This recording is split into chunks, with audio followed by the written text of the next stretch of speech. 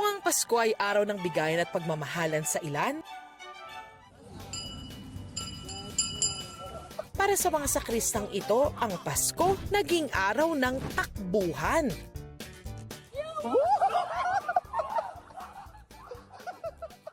Maligayang pagpapasto, Leste, maligayang Pasko. Baka naman kasi wala sa mood ang baka na hubabol sa mga sakristan ng Our Lady of Consolacion Parish sa Sambuan sa Cebu. Inililibot lang nila noon ang imahe ng Infant Jesus para sa Pax Tecum o Peace be with you. Pero ang baka mukhang ayaw muna ng peace. Sa bayan naman ng Daan Bantayan, may takbuhan din. Ang mga sakristan tila no entry para sa bida namang kambing. Lambing ayaw pero hunting gusto.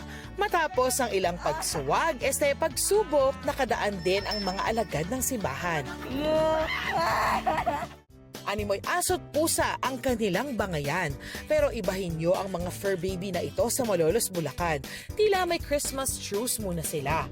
Ang tatlong aso mistulang 3 wise men na nakamasid sa kahong animoy sabsaban ng bagong panganak na si Muning with her kuting.